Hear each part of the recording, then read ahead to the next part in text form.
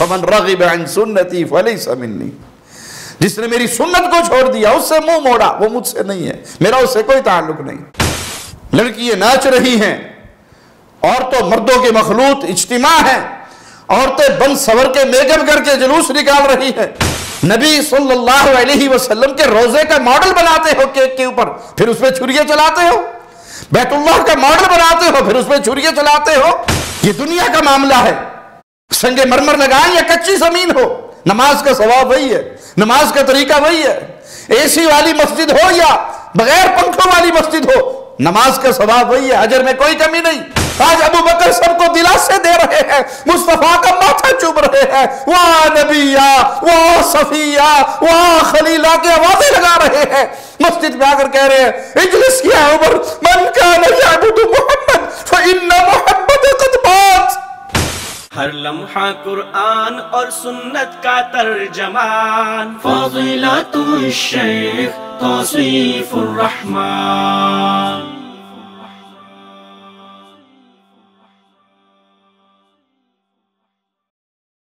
السلام علیکم ورحمۃ اللہ وبرکاتہ۔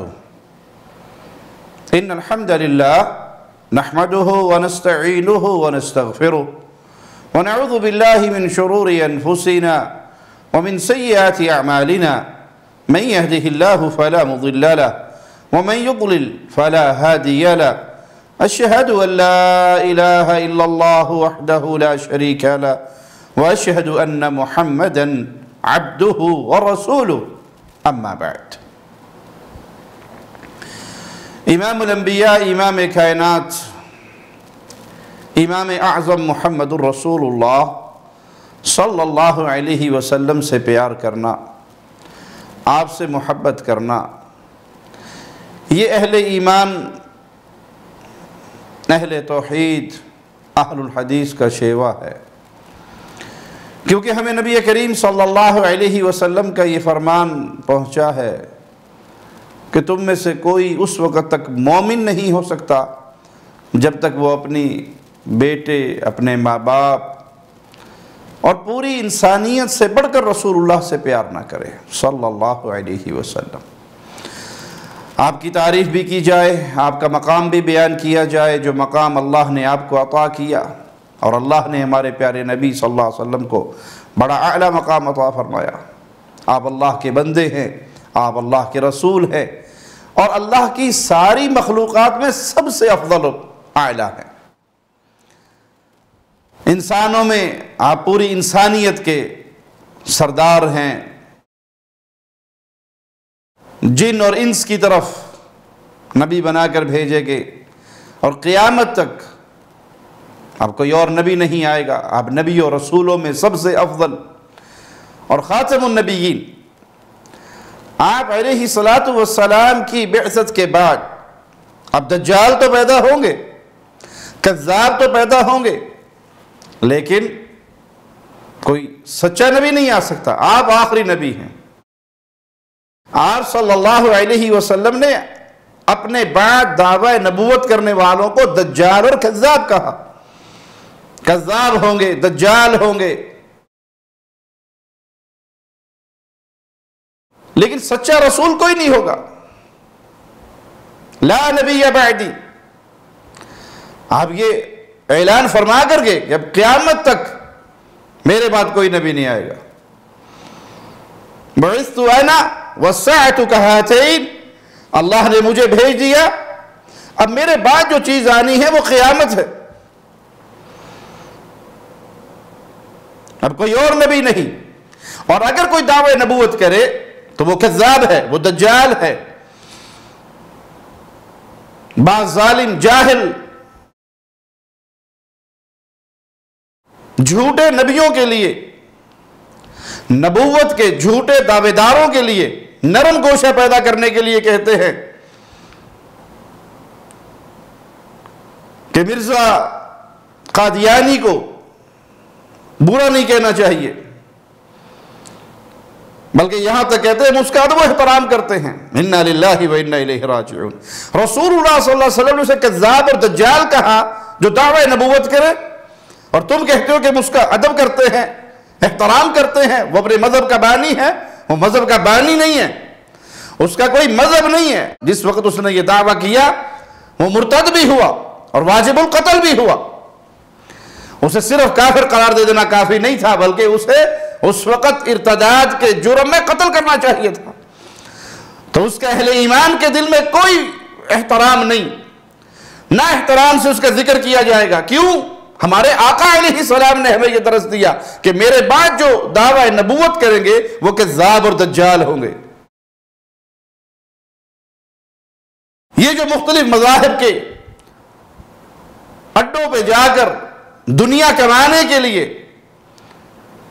پیٹ کا دھندا چلانے کے لیے مولوی بکواس کرتا پھرتا ہے، تو اس کا مقصد صرف اپنی دکانداری اور پیٹ بھرنا ہے کہ کوئی مجھ سے ناراض نہ ہو، ہر کوئی مجھ سے راضی رہے اور ہر طرف سے میری واہ واہ ہو اور ہر طرف سے مجھے چندہ ملتا رہے.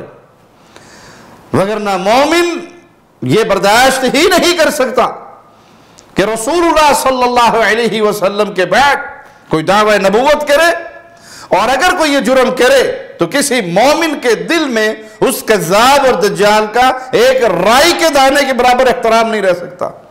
وہ مرتد ہو جاتا ہے. مسلمان سٹیٹ پر، مسلمان حکمران پر، مسلمان قاضی پر اس کا خون بہانے کا آرڈر کرنا واجب ہو جاتا ہے. مرتد کی سزا اسلام میں قتل ہے. تو رسول اللہ صلی اللہ علیہ وسلم کی شان بیان کی جائے، اور اس شان میں سب سے اعلیٰ شان کہ آپ خاتم النبیین ہیں، اس کو بھی بیان کیا جائے، اور آپ کے بعد دعوی نبوت کرنے والوں کا مقام بھی بیان کیا جائے کہ یہ لائق احترام نہیں ہے. ان کو تو کاٹ کر گندگی کے ڈھیر پہ پھینک دینا ہے. اور کامیابی ہے اس کے لیے جو رسول اللہ صلی اللہ علیہ وسلم کی فرما برداری کرے، اور ذلت مسلط کر دی جاتی ہے جو آپ کی نافرمانی کرے. آپ صلی اللہ علیہ وسلم ہی وہ ہستی ہیں جنہیں مقام محمود پر اللہ بٹھائے گا. یہ مقام اللہ نے امام الانبیاء کو دینا ہے. مالک کا فرمان سنیے، عَسَىٰ أَن يَبْعَثَكَ رَبُّكَ مَقَامًا مَحْمُودًا. ان قریب آپ کا رب آپ کو مقام محمود پر اللہ کھڑا کرے گا. اس مقام محمود سے مراد وہ مقام ہے کہ قیامت کے دن رسول اللہ صلی اللہ علیہ وسلم کھڑے ہوں گے انسانیت کی شفاعت کے لیے، کہ اللہ سے سفارش کریں گے تاکہ ان کا حساب و کتاب شروع ہو. اور یہ حشر کے جس سخت موقف پہ کھڑے ہیں یہاں سے انہیں آرام ملے. اور یہ ایک ایسا مقام ہے جس پر صرف آپ فائز ہوں گے. اس دن کوئی نبی بھی انسانیت کے لیے سفارشی نہیں بنے گا. انسانیت چکر لگائے گی آدم علیہ السلام سے لے کر عیسیٰ علیہ السلام تک، اور ہر نبی انسانوں کو آگے بھیجے گا. اور جب رسول اللہ صلی اللہ علیہ وسلم کے پاس آئیں گے تو آپ کہیں گے ہاں مجھے اللہ نے یہ مقام دیا ہے، میں سفارش کروں گا. اور مقام توحید کو بھی دیکھیے کہ رسول اللہ صلی اللہ علیہ وسلم کی شفاعت کا انداز کیا ہوگا. اللہ اجازت دے گا تو نبی سجدہ کریں گے اور طویل سجدہ کریں گے. اس سجدے میں وہ دعائیں، وہ التجائے رب کی، وہ حمد و ثنا بیان کرنے کے بعد اس سجدے میں اللہ کی تعریف کے وہ جملے کہیں گے. آپ نے فرمایا جو آج مجھے نہیں پتا، اللہ اس وقت مجھ پہ القاء فرمائے گا. اور پھر مجھ سے کہا جائے گا ارفع رأسک یا محمد صلی اللہ علیہ وسلم، اپنا سر مبارک اٹھائیے، مانگیے کیا مانگتے ہیں، جو مانگو گے عطا کیا جائے گا. سفارش کرو جس کی کرتے ہو، سفارش قبول کی جائے گی. تو یہ مقام ہے صرف امام الانبیاء کا، اور یہ کسی اور نبی کو بھی حاصل نہیں. اللہ کی مخلوق میں رسول اللہ صلی اللہ علیہ وسلم سب سے زیادہ اللہ سے ڈرنے والے اور سب سے زیادہ پرہیزگار. وہی مشہور واقعہ آپ نے بارہا علماء سے سنا ہوگا کہ 3 صحابہ اللہ کے نبی صلی اللہ علیہ وسلم کے گھر آئے، آپ کے معمولات زندگی کا سوال کیا، اور پھر ایک نے کہا میں ہمیشہ روزے سے رہوں گا، کبھی افطار نہیں کروں گا. ایک نے کہا میں کبھی شادی نہیں کروں گا. یہ مختلف آوازیں لگا کر چلے گئے. رسول اللہ صلی اللہ علیہ وسلم کو مومنوں کی ماں نے خبر دی. آپ باہر ان کے پیچھے گئے اور انہیں پکڑ کر جو بات کہی وہ یہ کہ میں اللہ سے تم میں سب سے زیادہ ڈرنے والا ہوں، میں روزے بھی رکھتا ہوں، افطار بھی کرتا ہوں، قیام بھی کرتا ہوں، سوتا بھی ہوں، بیویوں کا حق بھی ادا کرتا ہوں۔ فمن رغب عن سنتی فلیس منی، جس نے میری سنت کو چھوڑ دیا، اس سے منہ موڑا، وہ مجھ سے نہیں ہے، میرا اس سے کوئی تعلق نہیں۔ تو نجات ہے رسول اللہ صلی اللہ علیہ وسلم کی فرما برداری میں۔ یہ سوچنا کہ ہم آپ سے زیادہ محنت کریں، آپ سے آگے بڑھے محنت میں، کوئی سوچ ہی نہیں سکتا، یا آپ کی سنت کو کم سمجھے اور سمجھے کہ عبادت اس سے زیادہ کریں گے تو نجات ہوگی، یہ کامیابی کا راستہ نہیں ہے۔ کامیابی کا راستہ ہے اتباع محمد کریم صلی اللہ علیہ وسلم۔ تو اسی لیے اہل الحدیث کی ہمیشہ دعوت یہ ہوتی ہے، بھائی عمل کرنے سے پہلے سوچو۔ یہ حدیث سے ثابت ہے، عید میلاد النبی کے نام پہ تم جو کچھ کر رہے ہو، اور آج تو بہت کچھ ہو رہا ہے، لڑکیاں ناچ رہی ہیں، عورتوں مردوں کے مخلوط اجتماع ہیں، عورتیں بن سور کے میک اپ کر کے جلوس نکال رہی ہیں، گانوں پہ ڈانس ہو رہا ہے، مسجد نبوی اور بیت اللہ کا ماڈل بنا کر اس کو لے کے گلی گلی گھوما جا رہا ہے، اور عید میلاد کا جلوس ختم ہونے کے بعد 12 ایسے مناظر دیکھے کہ وہ کچرے کے ڈھیر پہ پھینک دیے جاتے ہیں۔ یہ کام کوئی ہندو کرے تو بلوا ہو جائے، جھگڑا ہو جائے، لڑائی ہو جائے، قتل و غارت تک معاملہ پہنچ جائے، اور تم مسلمان کلمہ پڑھ کے کرو تو تمہارے لیے ساری راہیں کھلی ہیں۔ ہم نے تو ظلم کے ایسے مناظر بھی دیکھے اس بدعتی تہوار پر کہ لوگ رسول اللہ صلی اللہ علیہ وسلم کا نام کیک پر لکھتے ہیں، اور پھر اللہ کے نبی صلی اللہ علیہ وسلم کے نام پر چھریاں چلاتے ہیں۔ کہاں گیا تمہارا ایمان؟ کہاں گئی تمہاری محبت؟ کہاں گیا تمہارا دعویٰ؟ صحابہ نے تو ایسے محبت کی کہ ایک کافر کا ہاتھ آپ کی داڑھی کی طرف بڑھا تو صحابی نے تلوار کا دستہ مارا اس کے ہاتھ پر کہ اپنے ہاتھ کو پیچھے رکھ، اپنے ہاتھ کو دوبارہ مصطفیٰ کی داڑھی کے قریب لانے کی جرات نہ کرنا، وگرنہ یہ ہاتھ تیرے جسم سے جدا کر دیا جائے گا۔ ہم نے تو محبت کے یہ مناظر دیکھے کہ ابو سفیان کے نیچے سے بستر اٹھا دیا گیا۔ زبان حال سے کہنے دیجئے، ابو سفیان کے جذبات کی ترجمانی کرنے دیجئے کہ بیٹی میں اس بستر کے قابل نہیں، یا یہ بستر میرے قابل نہیں۔ یہاں تو یہ منظر بھی دیکھنے کو ملا کہ یہ نبی کا پاکیزہ بستر ہے، اور جب تک انسان مشرک ہوتا ہے، وہ ناپاک ہوتا ہے، وہ پاک بستر میں نہیں بیٹھ سکتا۔ ہمیں تو یہ منظر دیکھنے کو ملے۔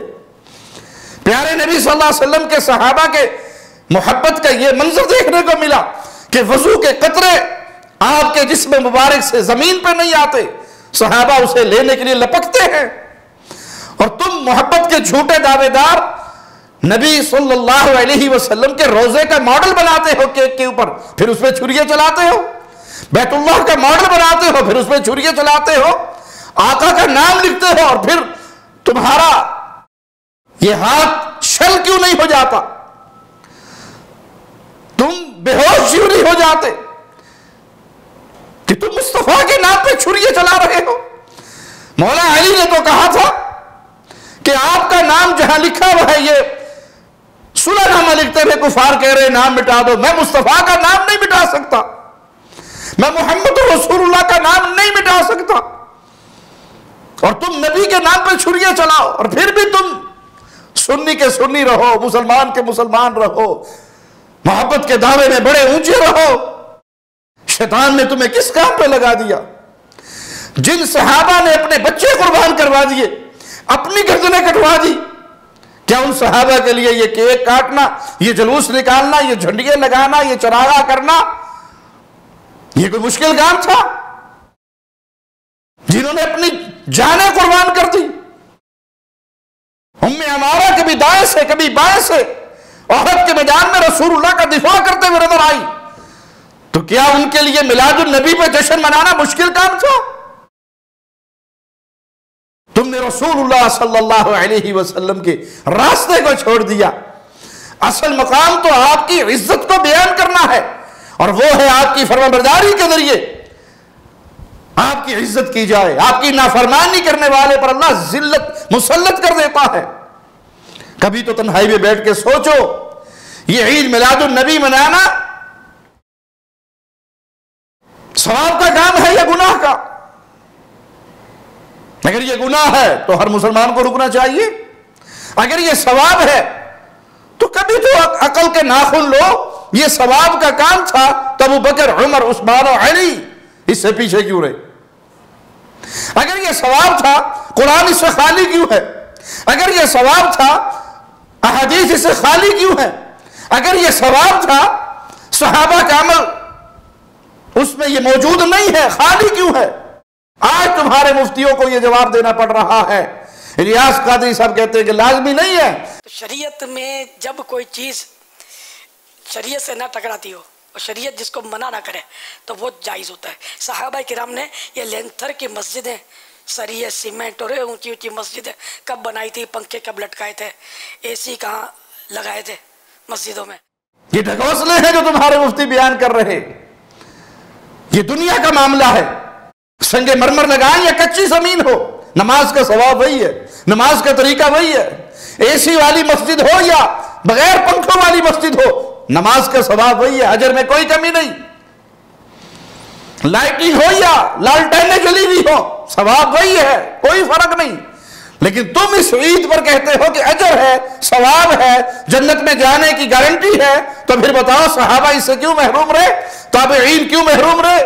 تبع تابعین، محدثین، ائمہ دین کیوں محروم رہے؟ یہ خبر ہوئی تو صرف ملک اربل کے شاہ مظفر کو 6 صدی ہجری میں، اس سے پہلے سب کے سب ناواقف رہے، نابلد رہے، جاہل رہے، نعوذ باللہ ثم نعوذ باللہ۔ تمہیں پتہ لگا یہ دین ہے، پھر تمہیں پتہ لگا کہاں سے؟ جب قرآن میں نہیں، حدیث میں نہیں، صحابہ میں نہیں، تابعین میں نہیں، تمہیں کہاں سے پتہ لگا؟ یہ 12 وفات کو تم نے 12 ربیع الاول کا جشن منا لیا، 25، 30، 40 سال پیچھے لوٹ جاؤ تو یہ 12 وفات کے نام سے۔ اور تم نے کتنے بڑے جرم کے تیر چلائے کہ سوائے ابلیس کے باقی سب خوشیاں منا رہے ہیں۔ آج عائشہ رو رہی ہے رضی اللہ تعالی عنہ، آج فاطمہ الزہرا رو رہی ہے رضی اللہ تعالی عنہ، آج بلال بے ہوش ہو رہے ہیں رضی اللہ تعالی عنہ، آج عمر تلوار نکال چکے ہیں رضی اللہ تعالی عنہ، آج ابو بکر سب کو دلاسے دے رہے ہیں، مصطفیٰ کا ماتھا چوم رہے ہیں، واہ نبیہ، واہ صفیہ، واہ خلیلہ کی آوازیں لگا رہے ہیں، مسجد میں آ کر کہہ رہے ہیں اجلس یا عمر من کان یعبد محمد فإن محمد قد مات۔ آج تو مدینے میں کہرام بچا ہوا ہے۔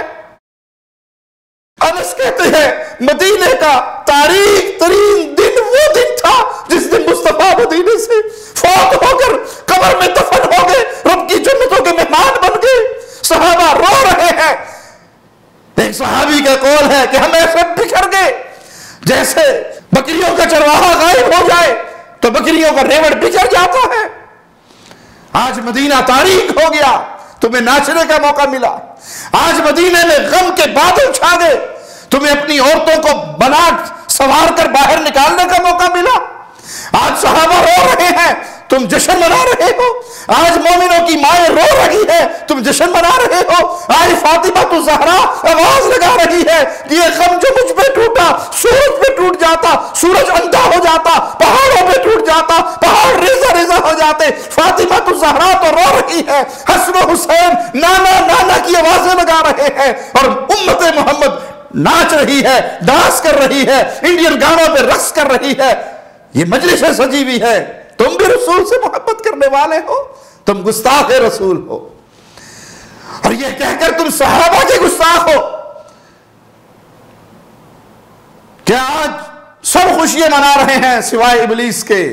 تم نے یہ تیر صحابہ پر مارا ہے۔ 12 ربیع الاول کے دن خوشیاں نہ تو میرے نبی کے گھر میں ہے، نہ صحابہ کے گھر میں ہے، نہ فاطمہ الزہرا کے گھر میں ہے، نہ سیدنا علی اور حسن و حسین کے گھر میں ہے۔ وہاں غم ہے، وہاں دکھ ہے، وہاں نبی کی جدائی کے غم ہے۔ فاطمہ پوچھ رہی ہے انس تمہارے اندر وہ ہمت کہاں سے آئی، وہ کہاں سے ایسا جگر لے کر آئے کہ تم نے اپنے ہاتھوں سے محمد کے پیارے جسم پر مٹی ڈال دی صلی اللہ علیہ وسلم۔ اور جو تمہیں روکے کہ دین میں بدعات نہ کرو، دین میں نئے کام نہ کرو، تم اس پر فتوے لگا دو یہ گستاخ رسول ہے؟ گستاخ رسول وہ ہے جو رسول کی سنت کو چھوڑے، جو دین میں بدعات جاری کرے۔ وہ اپنے عمل سے کہہ رہا ہے کہ بڑا ثواب کا کام تھا، لیکن نعوذ باللہ رسول اللہ نے چھپا لیا، یا نعوذ باللہ رسول اللہ کو پتہ ہی نہیں لگا، ہمیں پتہ لگا۔ پیارے نبی صلی اللہ علیہ وسلم کا ادب سیکھنا ہے تو آؤ قرآن سے سیکھو، قرآن ادب سکھاتا ہے۔ آپ کی فرما برداری آپ کا ادب ہے، آپ کے سامنے آوازیں پست رکھنا آپ کا ادب ہے۔ اللہ نے کن لوگوں کی تعریفیں کی؟ جو رسول اللہ صلی اللہ علیہ وسلم کے سامنے اپنی آواز کو پست کر دے۔ مولا کا فرمان سنو، یا ایھا الذین آمنوا لا ترفعوا اصواتکم فوق صوت النبی، اے ایمان والو اپنی آوازیں نبی کی آواز سے بلند نہ کرو، اپنی آواز کو دھیما کرو، اپنی آواز کو آہستہ کرو، جس کا ایک معنی یہ بھی نکلتا ہے کہ جب نبی کا حکم آ جائے پھر اپنے سروں کو جھکا دو، الگ سے کوئی نیا آوازہ نہ لگاؤ کہ نہیں ہم تو یہ کریں گے، میرے نبی کا فرمان آ جائے۔ آپ کا فرمان ہے من عمل عملا لیس علیہ امرنا فہو رد، جس نے کوئی ایسا عمل کیا جو ہم سے ثابت نہیں ہے، ہماری سنت سے ثابت نہیں ہے، وہ مردود عمل ہے۔ قرآن کہتا ہے لا ترفعوا اصواتکم فوق صوت النبی، نبی کی آواز سے اپنی آواز نہ تو نبی کی زندگی کے اندر کرو اور نہ نبی کی وفات کے بعد آپ کی حدیث سے اپنے قول کو بلند کرو۔ حدیث رسول تو ٹھیک ہے پر ہمارے مذہب کے خلاف ہے، حدیث رسول تو ٹھیک ہے امام صاحب کے خلاف ہے، حدیث رسول تو ٹھیک ہے مولانا صاحب کے فتوے کے خلاف ہے، حدیث رسول تو ٹھیک ہے لیکن ہمارا معاشرہ، ہماری قوم، ہماری برادری، ہمارا مذہب، ہمارا مسلک وہ نہیں مانتا اس کو۔ لا ترفعوا اصواتکم فوق صوت النبی، اپنی آواز کو نبی کی آواز سے بلند نہ کرو۔ وَلَا تَجْهَرُوا لَهُ بِالْقَوْلِ كَجَهْرِ بَعْضِكُمْ لِبَعْضٍ أَن تَحْبَطَ أَعْمَالُكُمْ وَأَنْتُمْ لَا تَشْعُرُونَ، بلند آواز سے ان کو ایسے نہ پکارو جیسے تم آپس میں ایک دوسرے کو پکارتے ہو۔ یا محمد کی آوازیں لگانے والوں، مالک بیان کر رہا ہے، مولا حکم دے رہا ہے، رسول صلی اللہ علیہ وسلم کو ایسے نہ پکارو جیسے تم آپس میں ایک دوسرے کو پکارتے ہو۔ آج ویسے نہیں پکارا جا رہا۔ یا محمد کی آوازیں نہیں لگ رہی۔ اللہ تو اپنے نبی سے ایسا پیار کرتا ہے، پورے قرآن کو پڑھ لیجئے، کہیں آپ کو یا محمد نظر نہیں آئے گا۔ یا آدم مل سکتا ہے، یا ابراہیم مل سکتا ہے، یا نوح مل سکتا ہے، یا موسیٰ مل سکتا ہے، یا عیسیٰ ہو سکتا ہے، اگر پورے قرآن میں نہیں ہے تو یا محمد نہیں ہے۔ اللہ نے جب بھی خطاب کیا، کبھی یا ایھا المزمل کہا، کبھی یا ایھا المدثر کہا، پیار سے پکارا، محبت سے پکارا، نام لے کر کبھی نہیں پکارا، حالانکہ وہ خالق و مالک ہے، اپنے حبیب سے ایسی محبت کرتا ہے کہ اس کے نام سے کبھی نہیں پکارا۔ یا نوح کہا اور تم ایسے بے ادب ہو گئے جیسے آپ اس میں ایک دوسرے کو پکارتے ہو۔ اس طرح تمہارے جلسوں اور جلوسوں میں یا محمد کی آوازیں لگیں۔ مالک کہتا ہے باز آ جاؤ، ان تحبط اعمالکم وانتم لا تشعرون، کہیں ایسا نہ ہو کہ تمہارے سارے اعمال میں برباد کر دوں اور تمہیں خبر بھی نہ ہو، تمہارے سارے اعمال برباد ہو جائیں اور تمہیں خبر بھی نہ ہو۔ سنو مالک کا فرمان، ان الذین یغضون اصواتهم عند رسول اللہ، جو اپنی آوازوں کو پست رکھتے ہیں اللہ کے نبی صلی اللہ علیہ وسلم کے پاس، رسول اللہ کے ہاں، اولئک الذین امتحن اللہ قلوبهم للتقوی لهم مغفرۃ واجر عظیم، یہی وہ لوگ ہیں جن کے دلوں کو اللہ نے پرہیزگاری کے لیے پرکھ لیا ہے۔ یہ پرہیزگار دل ہے، اللہ نے جانچ لیا ہے ان کے دلوں کو پرہیزگاری کے لیے، ان کے لیے مغفرت ہے اور ان کے لیے اجر عظیم ہے۔ نبی کے ہوتے ہوئے، نبی کی موجودگی میں اپنی آوازوں کو دھیمی کرنے والے، پست کرنے والے، یہ اللہ کے ہاں مغفرت پائیں گے، اجر عظیم پائیں گے، اور متقین ہیں، یہ ان کا دل تقوی سے سرشار ہے۔ میں تمہیں تمہارے انداز میں سکھاتا ہوں، تمہارے مولویوں نے تمہیں فتوے دیے ہوئے کہ نبی کریم صلی اللہ علیہ وسلم زندہ ہیں، نبی کریم صلی اللہ علیہ وسلم ہر وقت ہر جگہ پہ موجود ہے، نبی کریم صلی اللہ علیہ وسلم نور من نور اللہ ہیں۔ ایک ایک پوائنٹ لے کر چلو، اگر رسول اللہ صلی اللہ علیہ وسلم نور من نور اللہ ہے تو جشن ولادت کس کا نور پیدا نہیں ہوتا، بشر پیدا ہوتا ہے۔ جشن ولادت منانے والوں یا جشن ولادت مناؤ یا نور من نور اللہ نہ کہو، ایک کام کرو، نور من نور اللہ پیدا کیسے ہوئے؟ نور اللہ کے نور میں سے الگ ہونے والا، تمہارے عقیدے کے مطابق الصلاۃ والسلام علیک یا نور من نور اللہ، اللہ کے نور میں سے الگ ہونے والا تم مصطفیٰ کو سمجھتے ہو، وہی جو مستوی رشتہ خدا ہو کر اتر پڑا مدینے میں مصطفیٰ ہو کر، پھر جشن ولادت کس چیز کا؟ مصطفیٰ کی آمد مرحبا، یہ آمد کیسے ہوئی؟ یہ ولادت کیسے ہوئی؟ ولادت تو بشر کی ہوتی ہے، اگر نور ہے تو ولادت نہیں، ولادت ہے تو نور نہیں۔ تمہارے ہاں کرسیاں سجتی ہیں، تمہارے ہاں نعتیں پڑھی جاتی ہیں، دم بدم پڑھو درود، حضور بھی ہیں یہاں موجود۔ دم بدم پڑھو درود، میرے آقا بھی ہیں جہاں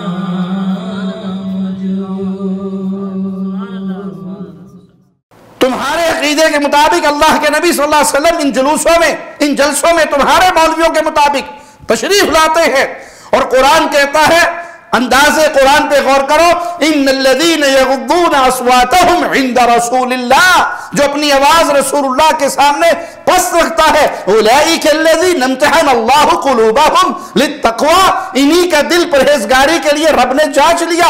اگر نبی موجود ہیں تو تمہارے یہ نعرے، سپیکر پہ یہ آوازیں، تمہارے یہ ڈانس، تمہارے یہ گانے، تمہارا یہ تھڑکنا، تمہارا یہ ناچنا، عورتوں کا ناچنا، مولویوں کا ناچنا، بچوں کا ناچنا، کیا یہ رسول اللہ کی توہین نہیں ہے؟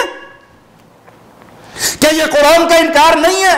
قرآن تو کہتے اپنی آواز پست کرو۔ ایک صحابی کی آواز قدرتی بلند تھی، وہ گھر کے اندر چلے گئے، دروازہ بند کر لیا، رونے لگ گئے۔ امام الانبیاء نے اپنے صحابی کو جب نہ دیکھا تو پوچھا وہ کہاں ہے، اس کی خبر لے کر آؤ۔ جواب ملا کہ یہ آیت اتر آئی، ان تحبط اعمالکم، آواز اونچی کرو گے تو اعمال برباد ہو جائیں گے۔ وہ تو رو رو کے برا حال کر بیٹھے کہ میرا کیا بنے گا، میری آواز تو قدرتی اونچی ہے۔ صحابہ کے تو ایمان کا یہ حال تھا۔ ادھر تمہارا عقیدہ ہے کہ حضور بھی ہیں موجود، دم بدم پڑھو درود، حضور بھی ہے یہاں موجود، اور ادھر تمہارے یہ چیخنے، یہ چلانے، یہ آوازیں بلند کرنا، یہ سپیکروں پہ شور ڈالنا، کیا یہ گستاخی نہیں ہے پیارے نبی کی؟ مولا کا فرمان سنو، ان الذین ینادونک من وراء الحجرات اکثرهم لا یعقلون، یہ جو آپ کو حجروں کے پیچھے سے کھڑے ہو کر آوازیں دے رہے ہیں، اکثریت بے عقل ہے۔ وَلَوْ أَنَّهُمْ صَبَرُوا حَتَّى تَخْرُجَ إِلَيْهِمْ لَكَانَ خَيْرًا لَهُمْ وَاللَّهُ غَفُورٌ رَحِيمٌ۔ ان کے لیے چاہیے کیا تھا؟ اگر یہ لوگ یہاں تک صبر کرتے کہ آپ خود نکل کر ان کے پاس آ جاتے، یہی ان کے لیے بہتر تھا، اور اللہ غفور الرحیم ہے۔ قرآن نے تو اپنے نبی کا یہ ادب سکھایا کہ آپ کو ملنے جاؤ تو حجرے کے باہر کھڑے ہو کے آوازیں نہ لگاؤ، آوازیں اونچی نہ کرو۔ اور تم نے کیا دین بنا لیا، دین کی شکل کو ہی بگاڑ دیا۔ یہود و نصارہ کے راستے پر چلے، وہ عیسیٰ علیہ السلام کا کرسمس ڈے مناتے ہیں، تم نبی کریم صلی اللہ علیہ وسلم کا جشن عید میلاد مناتے ہو، یہ تو ان کا راستہ ہے۔ اور جب کہیں سے تمہیں دلیل نہیں ملتی تو دلیل کیا دیتے ہو؟ جی ابو لہب نے منایا تھا، لونڈی کو آزاد کیا تھا۔ ہم نے کہا مبارک ہو یہ تقسیم، تمہیں ابو لہب کا عمل مبارک، ہمیں ابو بکر کا عمل مبارک کہ ابو بکر نے ساری عمر نہیں منایا، عمر نے نہیں منایا، عثمان نے نہیں منایا، علی نے نہیں منایا، معاویہ ابو سفیان نے نہیں منایا، حسن اور حسین نے نہیں منایا، اہل بیت اور صحابہ نے نہیں منایا، رضوان اللہ علیہم اجمعین۔ امام ابن کثیر رحمہ اللہ فرماتے ہیں ان آیات کے اندر اللہ مالک اپنے مومن بندوں کو یہ آداب سکھلاتا ہے کہ وہ نبی کے ساتھ توقیر، تعظیم، احترام، تکریم سے پیش آئیں۔ یہ ہے اللہ کا دیا ہوا درس، انسانیت کو نبی کے سامنے اپنی آوازوں کو بلند نہ کرے۔ اگر سمجھتے ہو اپنے باطل عقیدے کے مطابق، وہ عقیدہ بھی باطل ہے، نہ قرآن سے ثابت نہ حدیث سے ثابت، کہ نبی ہر وقت ہر جگہ موجود ہے، وہ اپنی جنتوں میں آرام فرما رہے ہیں۔ آپ نے دیکھا تھا، حدیث میں آیا ہے، آپ نے ایک مقام کو دیکھا، جبرائیل سے پوچھا یہ کس کا ہے؟ کہا ہے آقا آپ کا ہے۔ کہا پھر مجھے جانے دو۔ کہا بھی دنیا کی کوئی زندگی آپ کی باقی ہے، اس کے بعد آپ یہاں آرام کرو گے، وہ جنت کے مقام پر فائز ہوگے۔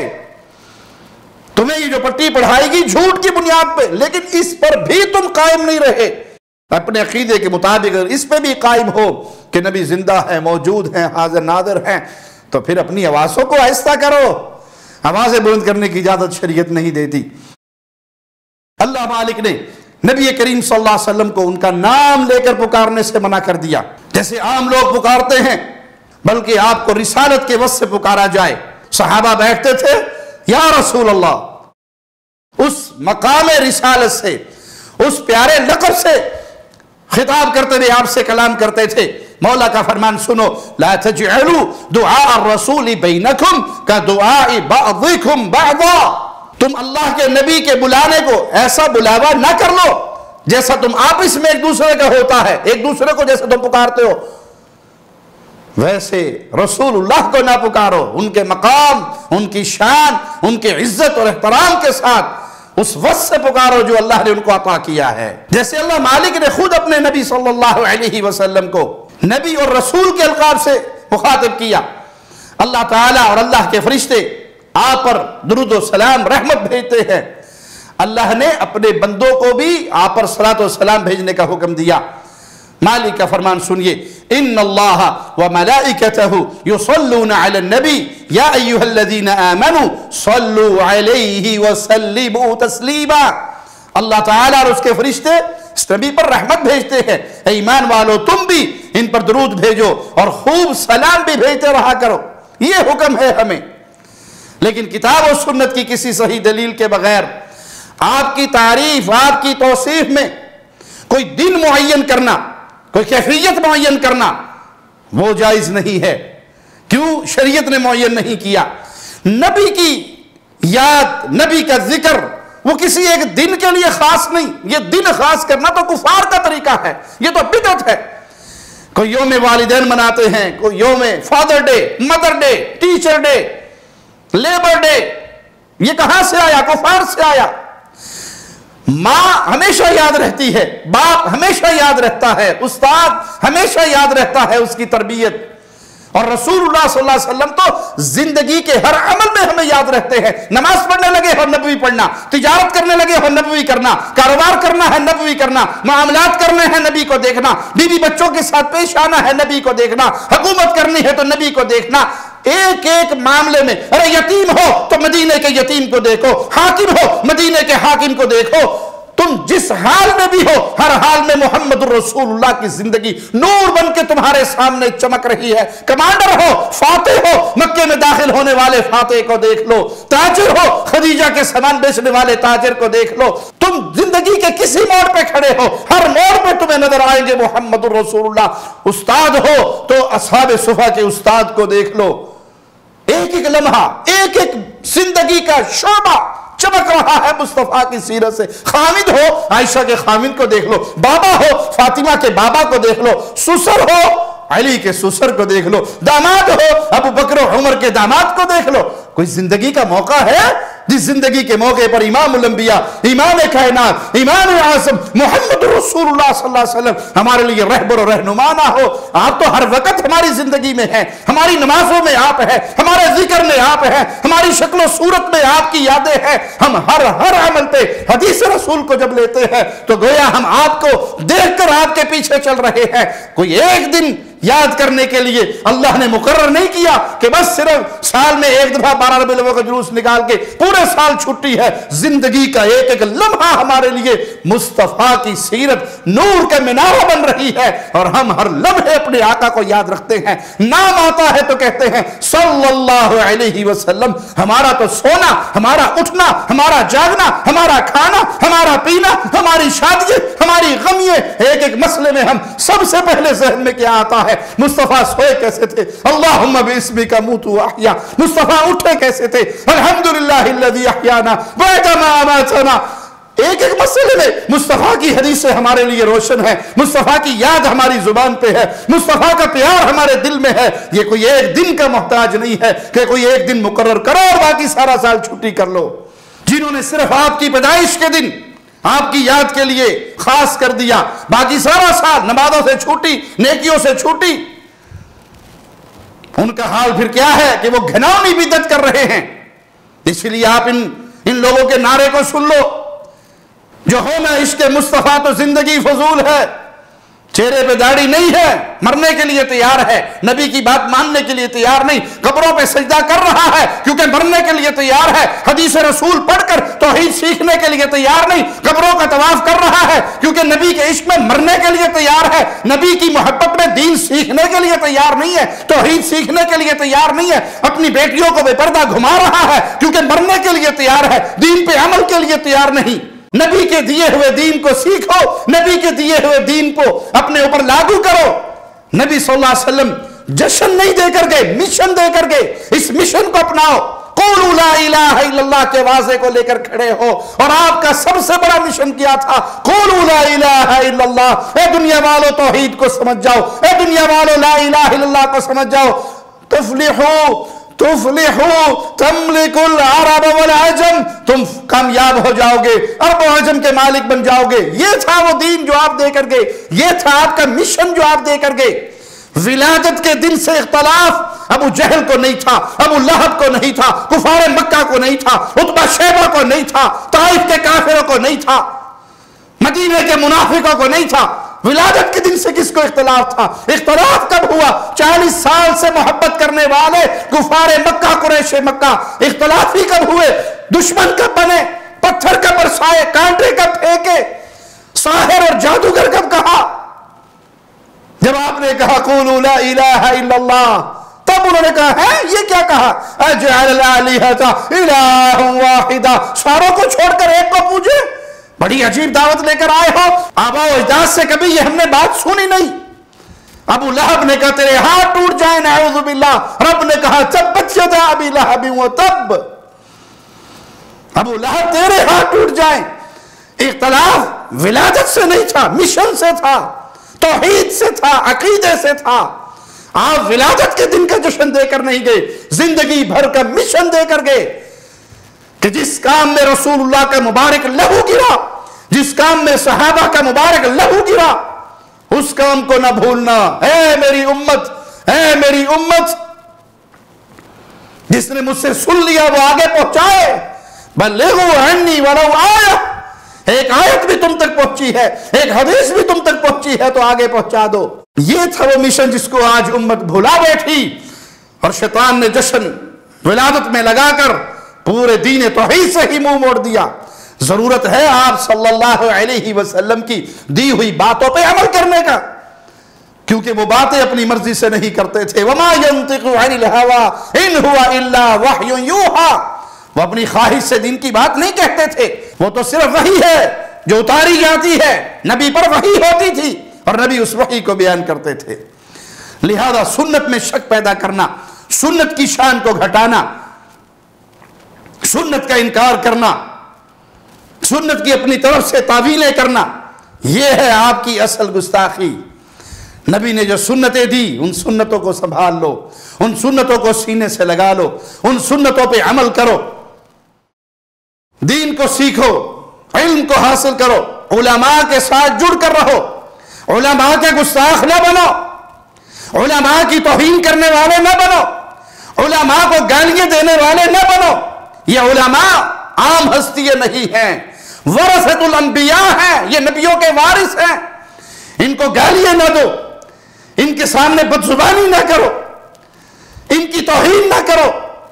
اور اگر کوئی ظالم نبی کے وارثوں کی توہین کرتا ہے، ان کو گالیاں دیتا ہے، بدزبانی کرتا ہے، تو وہ ایسا مجرم ہے کہ وہ مصطفیٰ کا دشمن بن رہا ہے، کیونکہ یہ مصطفیٰ کے دین کے وارث ہیں۔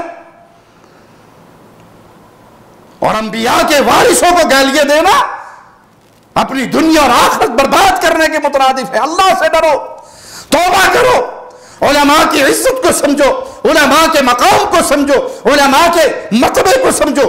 ہم قطعاً یہ نہیں کہتے کہ علماء کی پوجا کرو، یہ تو اہل شرک کا وتیرہ ہے، لیکن کم از کم جن کی زندگیاں گزر گئی، مصطفیٰ علیہ السلام کی احادیث کو بچوں کے سینے میں حفظ کرواتے، انہیں گالیاں تو نہ دو، ان کی توہین تو نہ کرو، اپنے آپ کو ان کا دشمن بنا کر تو معاشرے کے سامنے پیش نہ کرو۔ یہ علماء ان کی قدر سیکھنی ہے تو علماء سے سیکھو۔ شیخ صالح فوزان حفظہ اللہ یہ حدیث سناتے ہوئے کہ اللہ علم کو ایسے نہیں اٹھائے گا کہ عالم صبح اٹھے اور اس کا سینہ خالی ہو اور وہ علم سے کوڑا ہو چکا ہو، بلکہ علماء کی موت کے ذریعے اللہ علم کو اٹھا لے گا۔ آج کہاں ہے شیخ ابن باز جیسا کوئی عالم، شیخ ابن عثیمین جیسا کوئی عالم؟ کہاں ہے عبداللہ بہاولپوری رحمت اللہ علیہ جیسا کوئی عالم، بدیع الشاہ راشدی رحمہ اللہ جیسا کوئی عالم، احسان الہی ظہیر رحمہ اللہ جیسا کوئی عالم، عبدالرشید اظہر رحمہ اللہ جیسا کوئی صاحب کلام کہاں ہے جس کی زبان پہ قرآن پانی کی طرح بہا کرتا تھا؟ کہاں ہے؟ ڈھونڈتے پھرو۔ شیخ عبد المنان نور پوری رحمہ اللہ جیسا کوئی عالم ہے؟ جو علماء بچ گئے ہیں ان کی قدر کرو، ان علماء کی قدر کرو۔ تم ان کی عزت نہیں کر سکتے، انہیں گالیاں ہی نہ دو کم از کم۔ گالیاں دے کر تم لوگوں کو کیا درس دے رہے ہو؟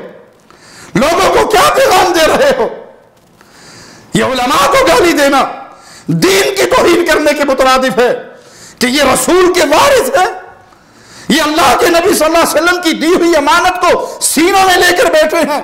یہ کاروبار کے لیے نہیں نکلے، یہ بازاروں میں نہیں نکلے، انہوں نے وراثت رسول کو لیا، اس کو سیکھا اور پھر اس کو آگے منتقل کرنا شروع کر دیا۔ یہ حدیثوں کو یاد کرنے والے اور حدیثوں کو یاد کروانے والے ہیں، ان کے چہرے رسول اللہ صلی اللہ علیہ وسلم کی حدیث کی روشنی میں منور ہیں۔ اللہ کے لیے ان علماء کے اٹھ جانے سے پہلے ان کی قدر کیجئے، اپنے بچوں کو ان کے حوالے کیجئے تاکہ یہ تمہارے بچوں کو بھی دین سکھائیں، علماء بنائیں، اخلاق کے دامن کو ہمیشہ تھامے رکھیے۔ یہ گالی گلوچ بازاری لوگوں کا کام ہوتا ہے، بے حیا لوگوں کا کام ہوتا ہے، بے دین لوگوں کا کام ہوتا ہے، یہ کسی دیندار کا کام نہیں۔ جس کے زبان پر اللہ اور اس کے رسول کی باتیں آتی ہو، اس کی زبان پر یہ گندی گالیاں نہیں آیا کرتی۔ اللہ سے دعا ہے اللہ ہمیں علماء کی قدر کرنے کی توفیق عطا فرمائے، اللہ ہمیں دین پہ باقی رکھے، دین پہ زندہ رکھے، اور اللہ ہمیں رسول اللہ صلی اللہ علیہ وسلم کے اس مبارک مشن کو آگے بڑھانے کی توفیق عطا فرمائے۔ زندگی ہماری ساری پیارے نبی کے مشن کو پھیلاتے ہوئے گزر جائے، اور آخری سانس ہو اور زبان سے لا الہ الا اللہ کی آوازیں نکل رہے ہوں، اہل شرک کے ہاتھوں شہادت کی موت پا کر رب کی جنت کے مہمان بن رہے ہو۔ اقول قولی ھذا واستغفر اللہ لی ولکم ولسائر المسلمین۔ ہر لمحہ قرآن اور سنت کا ترجمان، فضیلت الشیخ توصیف الرحمان۔